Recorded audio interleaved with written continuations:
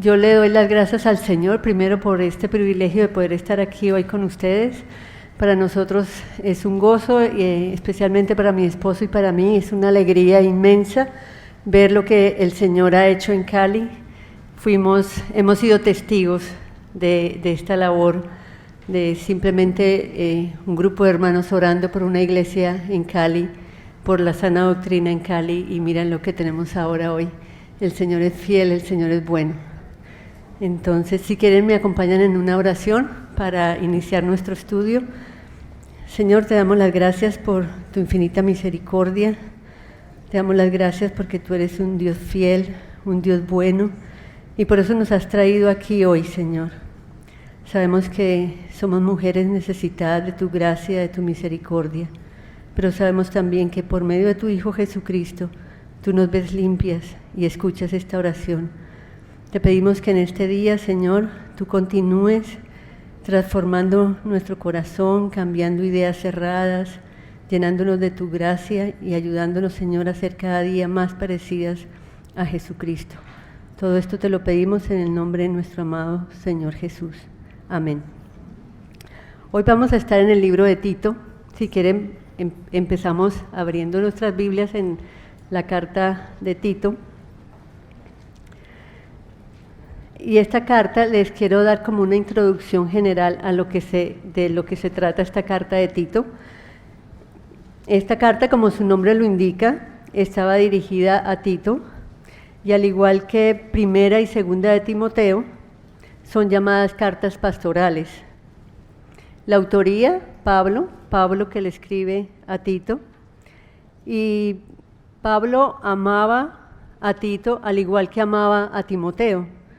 Él escribió esas dos cartas porque amaba a estos pastores jóvenes, porque en Tito 1:4 vemos que dice un amado discípulo dirigiéndose a Tito, y también en 2 Corintios 8:23 dice mi compañero y colaborador en el Evangelio, y en 2 Corintios 2:13 también dice, refiriéndose a Tito, mi hermano Tito.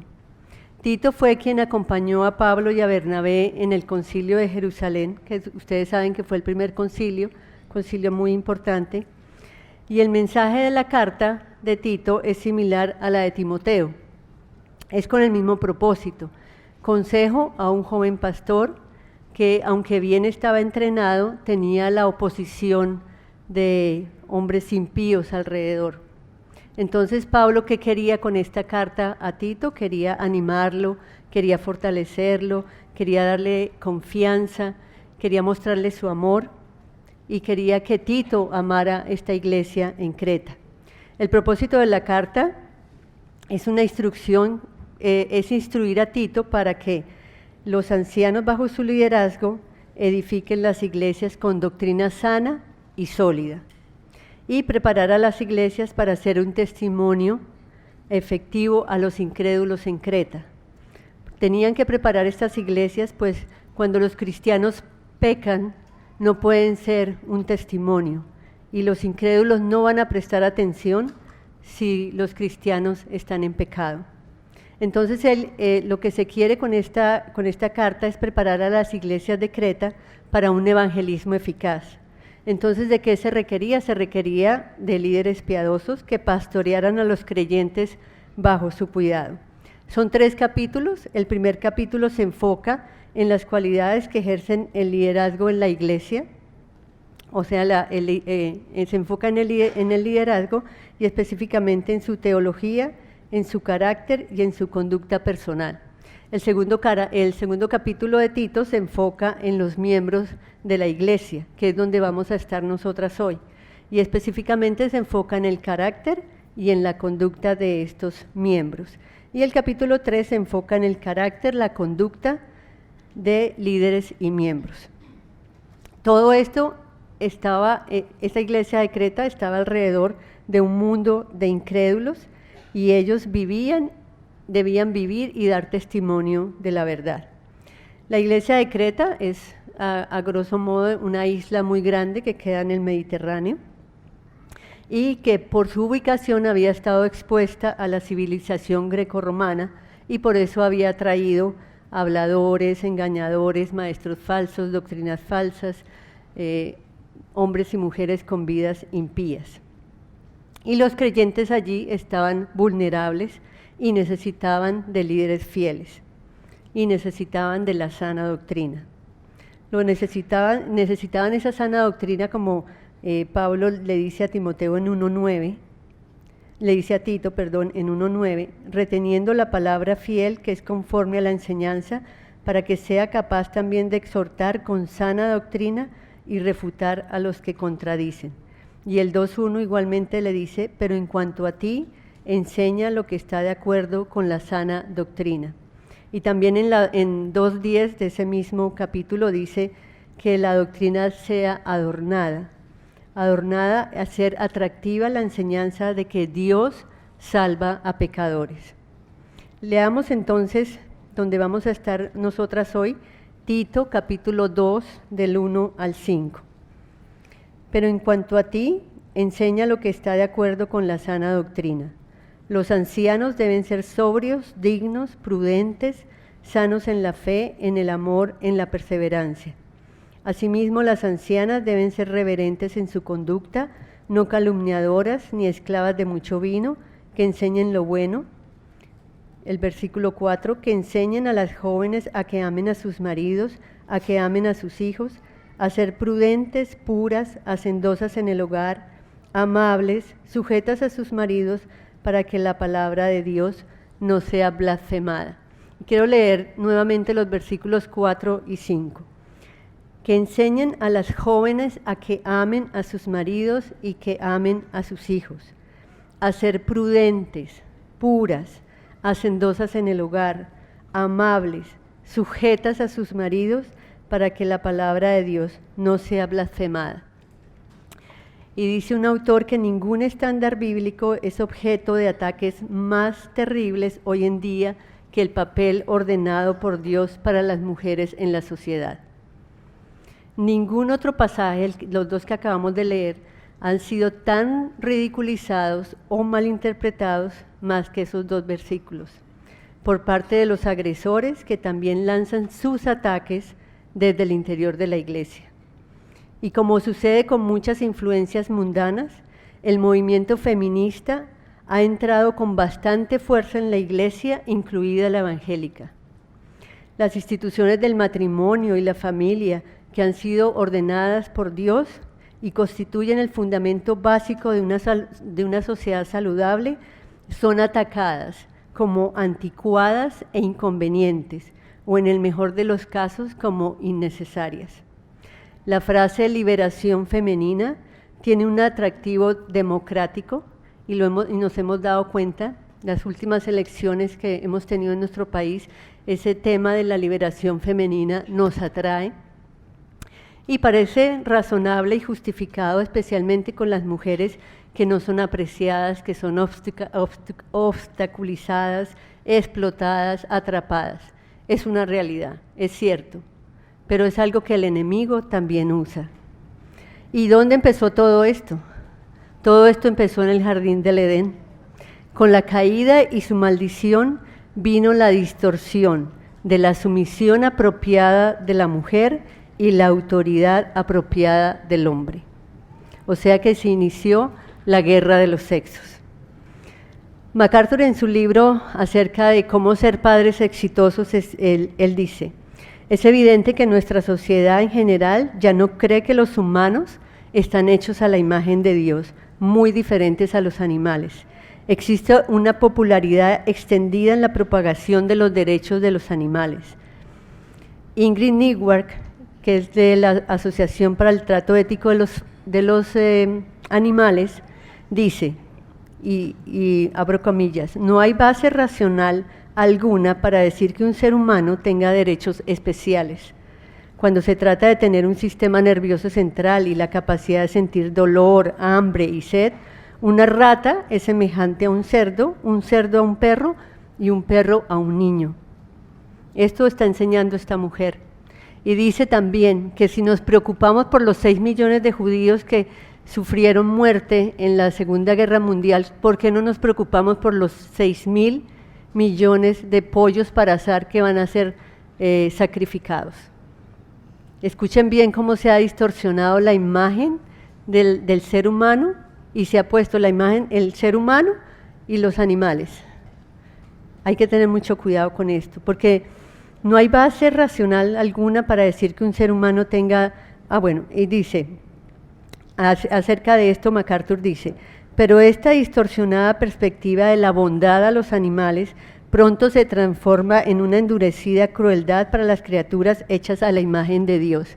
Y ustedes lo pueden ver en los medios de comunicación. Una mujer sale a gritar que la dejen abortar. Igual esa misma mujer va a defender a las tortugas que se están desapareciendo. Entonces, ¿dónde está el respeto por el ser humano, por el ser humano que está hecho a la imagen de Dios? Entonces, ¿a dónde vamos con todo esto? MacArthur dice, bien puede ser que estemos presenciando la muerte de la célula constituyente de toda civilización, la familia. Durante los últimos 40 años y más, se ha visto el derrumbe de la familia, y ustedes han sido testigos. Divorcio, revolución sexual, el aborto, la esterilización, la delincuencia, la infidelidad, la homosexualidad, el feminismo radical, el movimiento de los derechos del niño, junto con la normalización de los hogares monoparentales, el declive de la familia nuclear y otras señales similares. ¿A dónde vamos? ¿Y ustedes saben dónde enseñan todo esto? En las universidades. En las universidades están enseñando todo esto.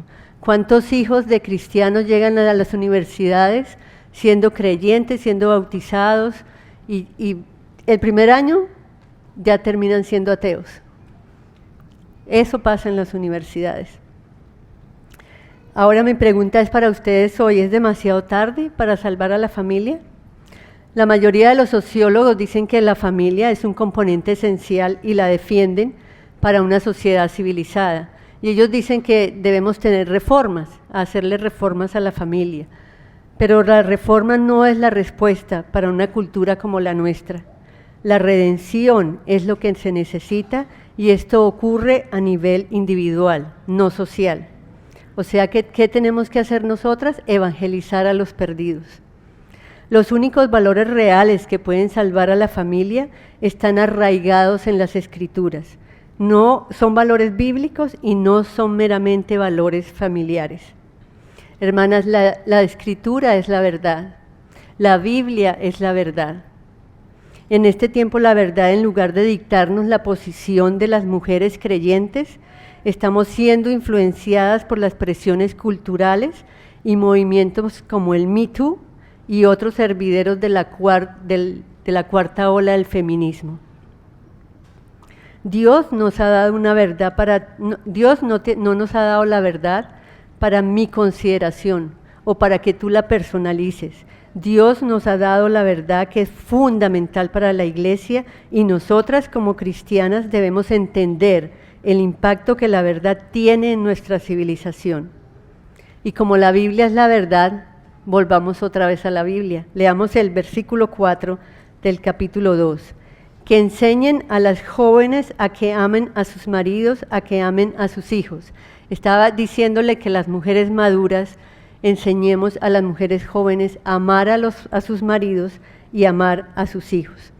Que amen a sus maridos, miremos esa primera parte. En la Biblia encontramos el mandamiento general de amar a los otros. Dice Juan 13, 34, 35. Un mandamiento nuevo os doy, que os améis los unos a los otros, que como yo os he amado, así también os améis los unos a los otros. Y el 35 dice, y en esto conocerán todos que sois mis discípulos, si os tenéis amor los unos por los otros. Entonces es un mandato que nos da el Señor. Y aquí la palabra, en estos versículos, la palabra amor es un amor sacrificial, un amor que se da a otros sin nada a cambio, incluso si no se recibe.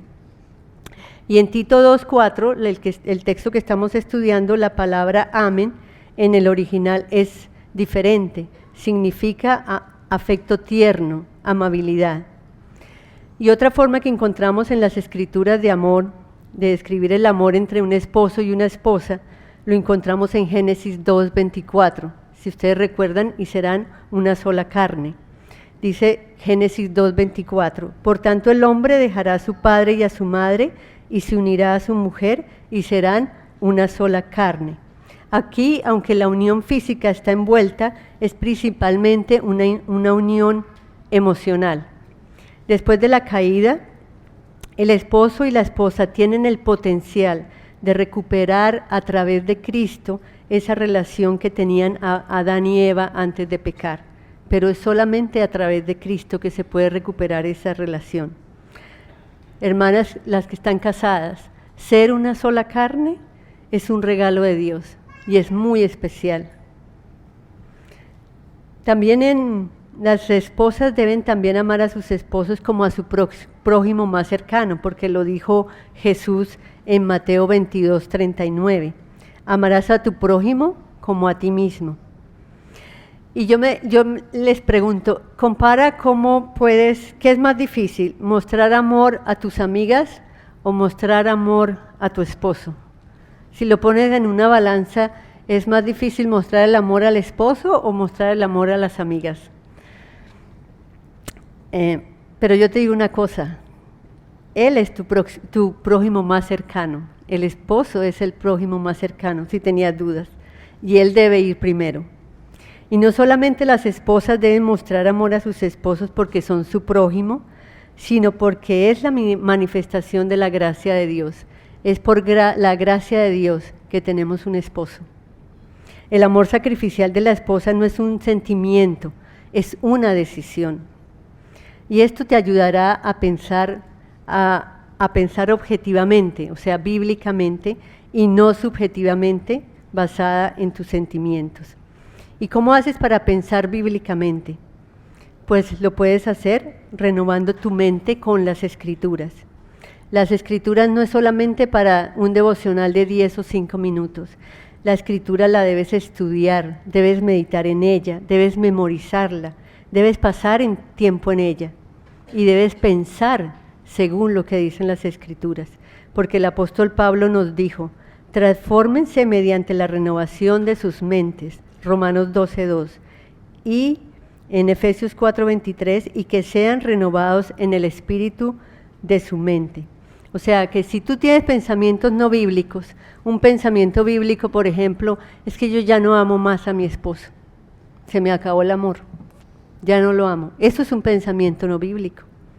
Un pensamiento bíblico dice, no siento amor en este momento, pero Dios puede cambiarme, Dios puede cambiar mi sentimiento, así como aprendo, pienso y actúo en una forma amorosa. Entonces podríamos decir que Pablo creía que las esposas no amaban a sus maridos porque le dice a las mujeres, a las ancianas, que enseñen a las mujeres jóvenes a amar a sus maridos. No, sí, ellas los amaban, pero Pablo aquí habla de un amor acorde con Dios y su palabra. El propósito de Pablo no es que las mujeres amen a sus esposos como el mundo y la carne lo demandan, sino mostrar que su amor es santo, que sinceramente se someten a sus maridos. Si una esposa no ama en verdad a su marido, debe en obediencia al Señor ejercitarle para amarle. Contrario al pensamiento popular, el amor que se edifica y nutre con esmero y empeño no es artificial.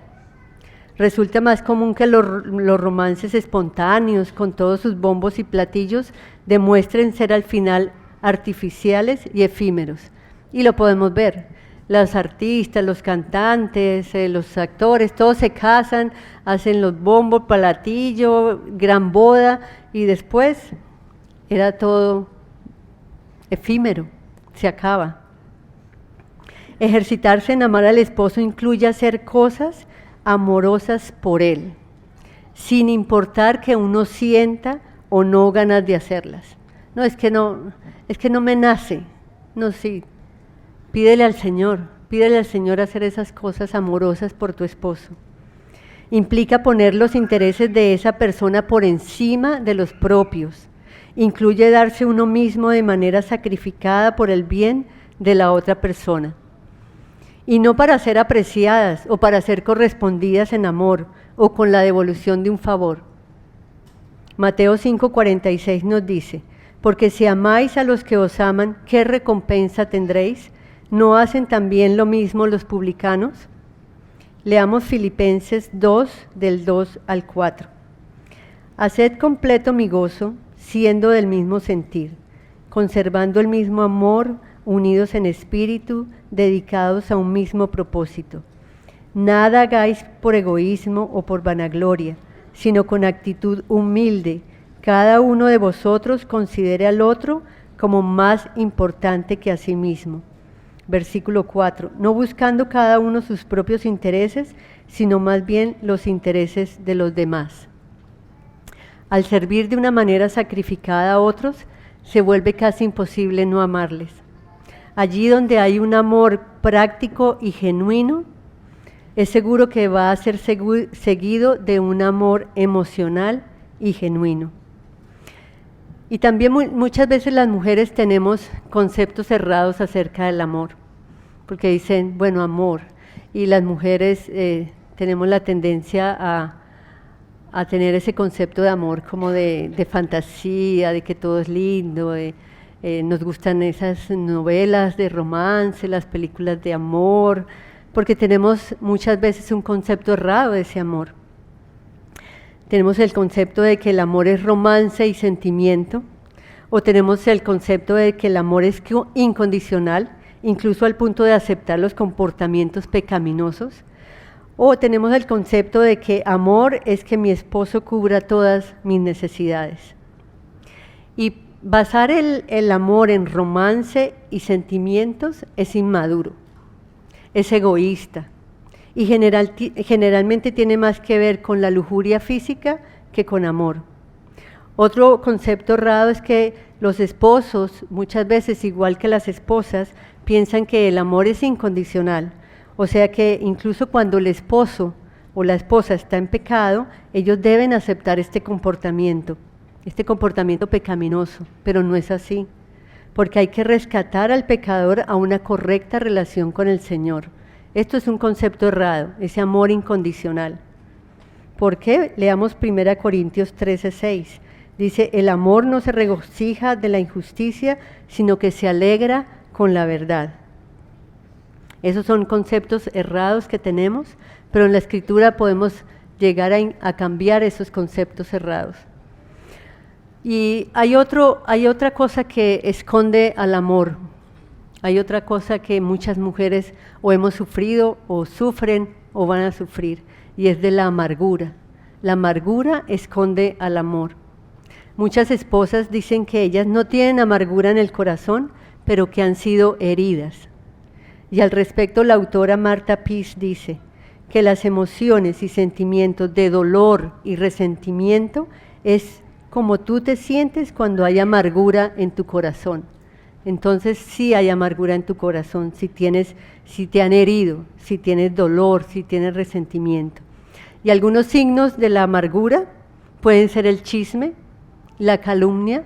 Tú puedes hablar mal de tu esposo, con una amiga, con tus padres, con personas cercanas, incluso con los hijos, o puedes hablar mal de tu esposo incluso en público, se ha visto. Y otro signo puede ser, dice aquí en Mateo 12, 15, 17, acerca del chisme y la calumnia, mirad bien de que nadie deje de alcanzar la gracia de Dios, de que ninguna raíz de amargura brotando cause dificultades y por ellas muchos sean contaminados. La amargura contamina, la amargura es como la mala hierba, porque también te vuelves quejambrosa y te vuelves desagradecida y sigues murmurando de tu esposo. Y también juzgas los motivos de él, no importando lo bueno que él haga, siempre vas a decir, no, es que eso él va detrás de otra cosa. No, eso tiene ahí su agenda escondida, porque él no puede hacer nada bueno por mí. Eso es una mujer que tiene amargura en su corazón. Porque 1 Corintios 4:5 dice, por tanto, no juzguéis antes de tiempo, sino esperad hasta que el Señor venga, el cual sacará a la luz las cosas ocultas en las tinieblas y también pondrá de manifiesto los designios de los corazones, y entonces cada uno recibirá su alabanza de parte de Dios. Tú no puedes juzgar los motivos por los que tu esposo haga algo o algo bueno, porque tú no estás en su conciencia, tú no estás en su corazón. Otro signo de que una mujer está con amargura en su corazón es que está centrada en sí misma y pasa mucho tiempo pensando solamente en ella, en lo que ella sufre, en cómo a ella le ha tocado, en cómo el esposo la trata mal. Y dice Filipenses 2:4, no buscando cada uno sus propios intereses, sino más bien los intereses de los demás. Entonces no debe estar centrada en sí misma. También la mujer con amargura en su corazón tiene excesiva tristeza, y esa tristeza le roba el gozo. También es vengativa, entonces es vengativa con el esposo, lo ignora, no le habla. ¿Y cómo estás? Bien, y ya. ¿Pero qué te pasa? No, nada. Y el esposo, y recuerda lo que el esposo ha hecho una y otra vez, lo que ha hecho malo, porque lo hizo. Si llevas 15 años de casada, recuerda lo que hizo malo el primer año. Muchas veces tendemos a recordar lo malo y a no recordar lo bueno. Y eso pasa con una mujer que tiene amargura en su corazón. Pero 1 Corintios 13:5 dice acerca del amor: no se porta indecorosamente, no busca lo suyo, no se irrita, no toma en cuenta el mal recibido. Esta mujer pierde el gozo. Además de que pierde el gozo, pierde el deseo de su relación con el Señor. Y esto es muy peligroso, porque ese dolor y esa miseria en la que vive ya no quiere una relación con el Señor. Pero dice Salmo 119:47, y me deleitaré en tus mandamientos, los cuales amo. Si usted tiene tristeza, si está con amargura en su corazón, vaya a la palabra del Señor. La palabra del Señor dice, y me deleitaré en tus mandamientos, los cuales amo. También esta mujer con amargura en el corazón tiene una actitud de crítica y de juicio. Solo piensa, como decíamos, en lo que el esposo ha hecho mal, pero no piensa en lo que ella ha hecho mal. Siempre que hay una relación de esposos, un porcentaje de los problemas va a ser tuyo, un porcentaje de la esposa es la culpa de ella y el otro del esposo. Tú le puedes poner el que quieras, tú dices, bueno, mi esposo es el 60% el culpable de nuestros problemas y yo el 40%, o yo tengo el 1% y él tiene el 90% o el 99%. Tú tienes que trabajar en ese 1% o en ese 40%, porque dice Mateo 7:5, hipócrita, saca primero la viga de tu ojo y entonces verás con claridad para sacar la mota del ojo de tu hermano. Entonces, ¿qué vas a hacer si tienes amargura en tu corazón? Piensa que tus problemas, que los problemas que tú tienes en tu matrimonio, como les decía, un porcentaje es tuya la culpa. Tú no puedes decir que es toda la culpa del esposo. Y esa amargura puede llegar también a influir en tus hijos, a herir a tus hijos. Porque una mujer amargada en la casa, dice Proverbios, que es preferible vivir afuera que con una mujer con amargura en su corazón. Entonces, ¿qué debes hacer? Debes arrepentirte y pedir perdón a Dios y a tu esposo. Porque dice 1 Juan 1:9, si confesamos nuestros pecados, Él es fiel y justo para perdonarnos los pecados y para limpiarnos de toda maldad. El Señor es fiel y te perdonará y te limpiará, como aprendíamos esta mañana. Entonces, ¿qué debes hacer? Haz algo especial por tu esposo, algo diferente, algo que muestre que tú lo amas. Porque Mateo 5:41 dice, y cualquiera que te obligue a ir 1 milla, ve con él 2. Algo que sea que tu esposo diga, no puede ser, que ella me está ayudando en esto, o que ha preparado esto para mí. Confesando la amargura, limpiando tu conciencia y dando bendiciones a tu esposo, ayudará a que esa amargura se vaya de tu hogar. Y eso no es un camino fácil.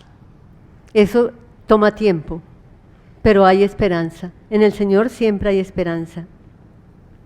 Debes quitar la amargura y poner a cambio un corazón amoroso y pensamiento de perdón. Vamos a Efesios 4, 31, 32. Si quieres quitar esa amargura de tu corazón, lee este capítulo, estos 2 versículos, y dice así: sea quitada de vosotros toda amargura, enojo, ira, gritos, maledicencia, así como toda malicia. Sed más bien amables unos con otros, misericordiosos, perdonándonos unos a otros, así como también Dios os perdonó en Cristo. Entonces, quita toda esa amargura, pon ese versículo en tu corazón, quita toda ira, enojo, grito, maledicencia, ¿y qué pones a cambio? Misericordia, perdonándonos unos a otros, recordando ese perdón que has recibido, inmerecido por parte de Dios. Y recuerda que el esposo y la esposa tienen el potencial de recuperar esa relación que tenían Adán y Eva antes de la caída a través de Jesucristo. Ser una sola carne es un regalo, y es un regalo muy especial. Hermanas, el no amar a los esposos es pecado. Ahora leamos la segunda parte de este versículo 4 donde estamos hoy. Que amen a sus esposos y que amen a sus hijos. Vamos a hablar un poco de amen a sus hijos. Los hijos deben ser amados con un amor que, al igual que el amor mutuo de los cónyuges, es abnegado y sacrificado. El amor de las esposas por sus esposos, como el amor de las madres a los hijos, no es una opción. Y tampoco se basa en qué tan bonito es el niño, o en su personalidad, o en su inteligencia, o qué tan exitoso es, sino en su necesidad de ser amados. Los niños tienen esa necesidad, tienen necesidad de ser amados. Y la responsabilidad más importante de amor que tienen los padres creyentes es guiar a sus hijos a un conocimiento de Jesucristo para salvación. No que en los padres está la responsabilidad de la salvación de los hijos, pero sí la guía a un conocimiento de Jesucristo. Y esa es la mayor responsabilidad, la mayor muestra de amor que ustedes pueden dar a sus hijos, es mostrarles a Jesucristo. No solamente enseñándoles la palabra, leyendo con ellos, llevándolos a la iglesia, sino siendo un ejemplo de Cristo, un ejemplo de una vida transformada para que ellos vean que lo que ustedes enseñan es lo mismo que ustedes viven en su matrimonio y en su familia. Ahora, las madres deben amar a sus hijos con un amor que no tiene ni condiciones ni límites, y esto demanda bastante. Porque si vamos a la práctica del día a día y lo miramos, muchas veces ustedes se van a encontrar con desánimo, con cansancio físico, emocional, van a tener impaciencia, va a haber frustración. Entonces, ¿es posible amar a los hijos en esos momentos? No es fácil, ¿no? Pero te invito a que tú memorices las Escrituras. Como estábamos diciendo, la doctrina sana, quita esa amargura, pon la palabra de Dios en tu corazón y tú le puedes dar amor a tus hijos en esas circunstancias difíciles. Leamos 1 Corintios 13, del 4 al 7. Y aquí habla del amor. El amor es paciente, es bondadoso, el amor no tiene envidia, el amor no es jactancioso, no es arrogante, no se porta indecorosamente, no busca lo suyo, no se irrita, no toma en cuenta el mal recibido, no se regocija de la injusticia, sino que se alegra con la verdad. Todo lo sufre, todo lo cree, todo lo espera, todo lo soporta. Entonces dice, el amor es paciente y necesitamos de mucha paciencia para la crianza de nuestros hijos. Y no solamente la crianza, en cualquier estado de la vida que tú te encuentres con tus hijos, tú necesitas de esa paciencia. Y repetir esto, el amor es paciente, Desarrolla un hábito de pensar bíblicamente. Cuando estés frustrada, cansada, cuando veas que tu hijo no responde como tú quisieras, tú dices: el amor es paciente, esa misma paciencia que Dios tuvo conmigo antes de que yo lo conociera. Recuerda, mostrar amor es tan importante que es el primer mandamiento. Amar a Dios con todo tu corazón, con toda tu alma, con toda tu mente, con toda tu fuerza, dice Mateo 22:38. Y el segundo más importante, amar a otros, Mateo 22:39. Entonces una madre debe trabajar duro en esto, reemplazando pensamientos egoístas y de desamor. ¿Y cómo cambias estos pensamientos? Esto solamente viene por la gracia de Dios. Pero en la medida que te disciplinas en esta área, entonces empiezas a cambiar esos pensamientos egoístas por pensamientos bíblicos. Porque tú puedes decir: sí, yo quiero dejar de ser egoísta, quiero ser más amorosa con mis hijos, pero a cambio tienes que poner algo. Entonces tú pones la palabra de Dios en ti. El amor es paciente. Así el Señor cambiará tu carácter y amarás a tus hijos de corazón como el Señor lo desea. Porque sabemos que los niños desde su nacimiento son pecadores. Cuando son muy pequeñitos, en la iglesia nos han llegado muchos bebés últimamente y vemos, por ejemplo, el niño de 6 meses. Quiere la mamá sentarlo, pero el niño no se quiere sentar, entonces estira así las piernas. Él ya es un pecador, ya no quiere obedecer y son de 6 mesecitos.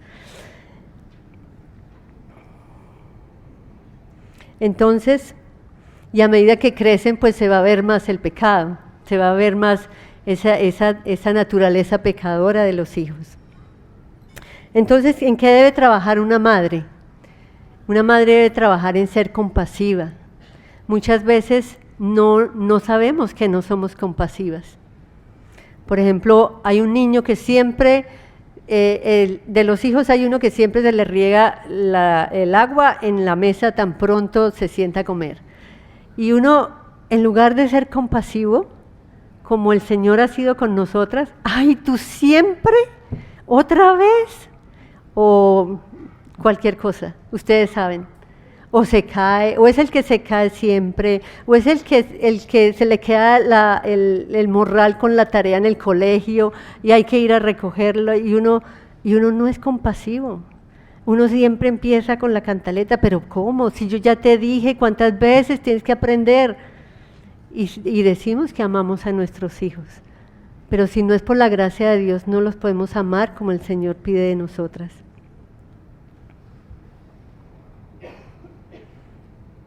Entonces, seamos más compasivas. Y si tú no eres compasiva, ora, pídele al Señor ser compasiva. Otro problema que tenemos las madres: evita el abuso verbal.